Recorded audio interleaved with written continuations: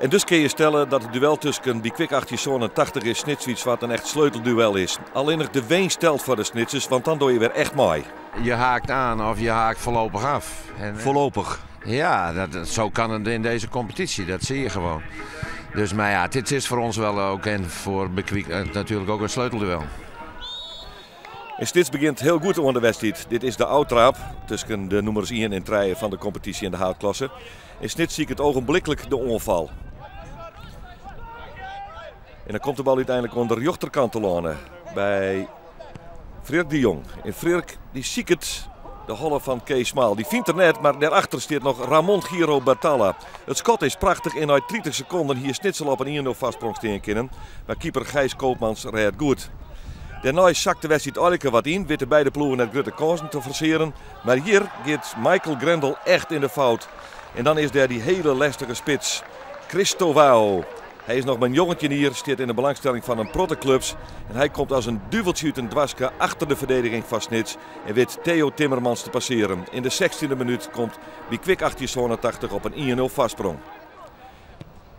En waren de Snitsers op jacht naar de liekmakker. Hier weer, Smaal krijgt onder de bal terug, kan hem onder hem houden, nog eens een keer inzitten.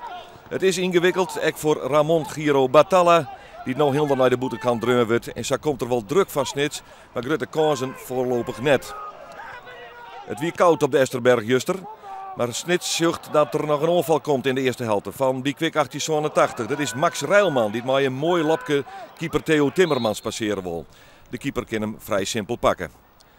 De tweede helft dan, met dit kopbaltje op een nij van Rijlman. Ek de goal hinnen van Theo Timmermans. Maar dan wordt Snits de betere ploeg. En komt hier in de 20e minuut de corner van Kevin Huytema. En daar zit Robin Huisman de Jong. En hij prikt de verzinnen liekmaker er prima in.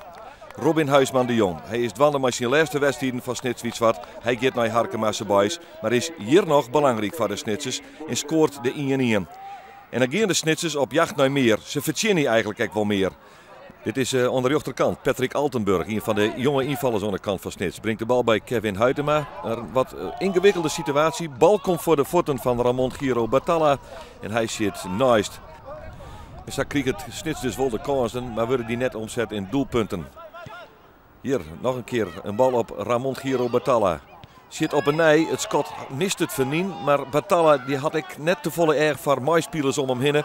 Hier nog wel orenkeuzes mogelijk geweest. En zo verprutst Snits eigenlijk de kansen zelfs op een oerwinning.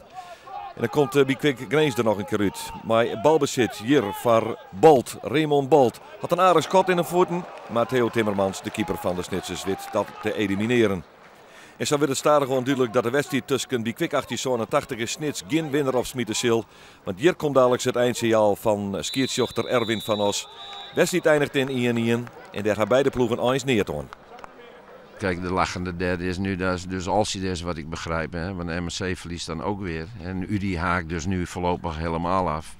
Ja, en dat is dan...